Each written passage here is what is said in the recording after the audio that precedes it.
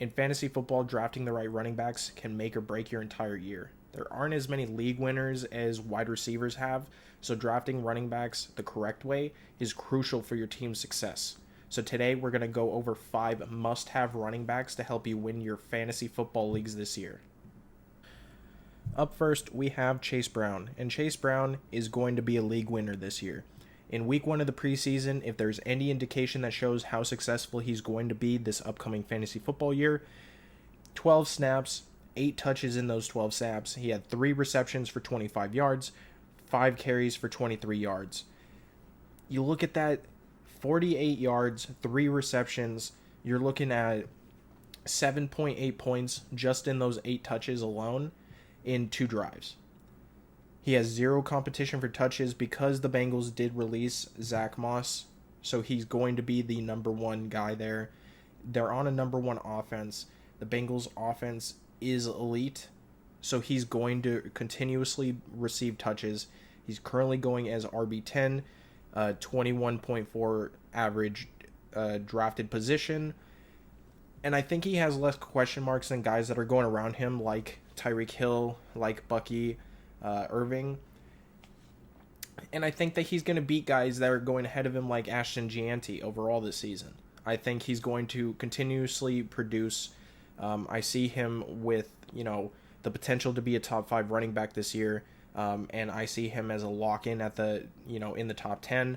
He's going to perform his expected performance, I think. And when you look at what he did last year, he averaged almost 21 points per game from week 9 and on. He has such a high floor because of his receiving ability. It's going to be crucial. The further you go on, he's just going to produce each and every week. I see, 15 points per game average being his absolute floor. And for a lot of the running back position, that's pretty dang good.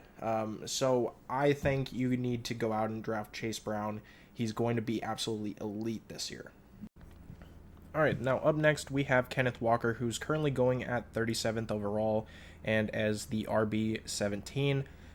He's currently going around certain players that I would much rather have him over, such as James Conner, Breece Hall, who hasn't been doing great so far this offseason, and James Cook, who's set for a touchdown regression, which would put him far back in terms of RB rankings. Despite his injury concern. I understand that he has a major injury concern. However, I do think that he is going to feast this year. When he is healthy, he is averaging 64% of the snap count over Zach Charbonnet.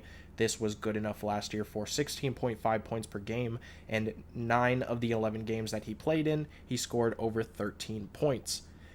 He also had 8 touchdowns in these 11 games, so averaging close to 1 touchdown per game. He's in a brand new offense, new revamp. They're going to focus a lot on the run. He's going to be especially the benefactor. I see him having a ton of success in the passing game, along with his success on the ground. His run game coordinator has previous success, obviously working with Dalvin Cook in his previous days in Minnesota. I expect Kenneth Walker to finally have his breakout season, and because of this, I'm expecting a top 8 fringe running back. He definitely has the potential to be top 10, and I think all signs are pointing to him outperforming his RB17 draft position. He's going to absolutely feast. I see him being a league winner this year for sure. Up next, at number 3, we have Jaylen Warren, who is going significantly undervalued, in my opinion. He's going at the 81st overall draft position, RB29 behind his counterpart, Caleb Johnson, who isn't even the RB1. Everyone is fully expecting him to take over that role. However, Jaylen Warren has it by the horns, and he is not going to be letting it go, especially before week 1. It's just not going to happen. He's currently going behind Joe Mixon in drafts, and Joe Mixon is being looked at as not even being fantasy viable whatsoever, so I just don't understand this. Najee left in the offseason. He sat the first preseason game with the first team. He is clearly the lead back. It's not even a question. Caleb Johnson had a lackluster debut. 2.5 yards per carry. He looked like he was struggling a bit. I understand that it's preseason, but I didn't see anything that I thought was super impressive. So he's going to have to show that a little more. Along with this, Caleb Johnson has training camp issues. He's getting yelled at by Aaron Rodgers for missing routes. Arthur Smith and Mike Tomlin very firmly believe that Warren is the top guy. He is going to be the top guy for this offense, and he is going to get a lot of touches. That being said, Aaron Rodgers last year in the New York Jets offense dumped the ball off 76 times to his running backs. Warren will be the overall benefactor of those dump-offs, which I'm sure are going to be plentiful. He's averaged 4.8 yards per carry throughout his entire career. He is a good running back. He has been training for this. He's been told that he's going to be the workhorse. He's going to grab it by the reins. He's going to be successful. I have no doubt that he's going to outperform his RB29 position, and he definitely should not be going after Caleb Johnson. He's being undervalued. Grab him. Up next, we have Devonta Aden, and if you have the opportunity to draft him, he's going to be absolutely elite this year. He's going as the current overall 8, RB5, and often later in some cases. I know personally I got him in the second round in one of my drafts, which was absolutely insane, and not even at the start of the second round. With Tua last year, 11 games, 19.1 touches per game, 22.6 fantasy points per game. So he was absolutely incredible. He was up there with Barkley in terms of fantasy production, and he was killing it when Tua was on the field. He has less competition for touches because Jonnu Smith went to the Pittsburgh Steelers, and Raheem Mostert is now with the Las Vegas Raiders. So he is going to get all of the opportunity share. I don't see Jalen Wright taking, any, if at all, of that opportunity share from him like Raheem Mostert was. Last year, he was 9th in yards per route run, 2nd in target share for running backs, had the most receptions and the most receiving yards, showing that he was a fantasy threat, especially in PPR leagues. He's going to be absolutely incredible. We saw just a glimpse of that his rookie year, and he showed even more flashes of that last year. I think this year, with a healthy Dolphins offense, he is going to be elite. Tua is back, Tua is healthy, and Devonta Aden is going to be the benefactor. Make sure that you grab him if you have the opportunity to grab him. All right, and last but not least, at number 5, we have Alvin Kamara. He is so undervalued. It's absolutely insane. Currently going as RB19 for the last 4 years. Everybody has just continuously said Alvin Kamara is going to fall off. He's going to not be as fantasy productive, or he's going to get outshined by guys like Kendrick Miller.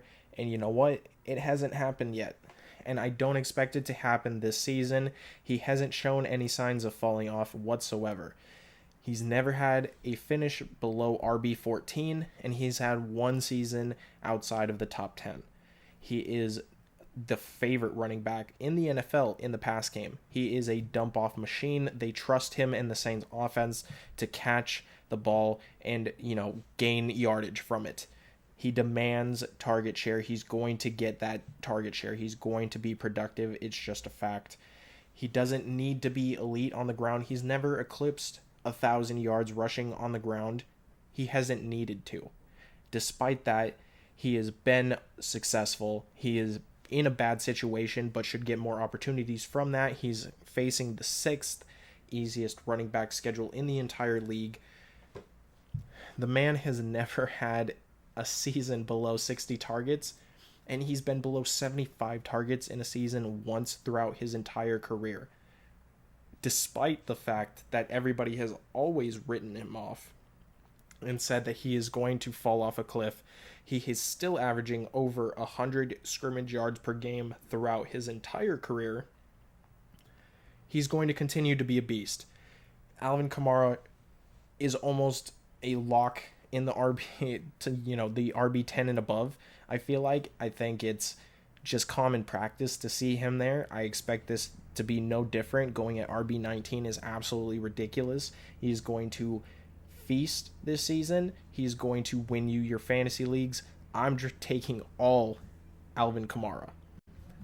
And that's going to be it for me, guys. If you guys like this video and you guys want to see more videos like it, make sure that you subscribe. Smash that like button. Comment if you're new here, and I'll catch you guys in the next one.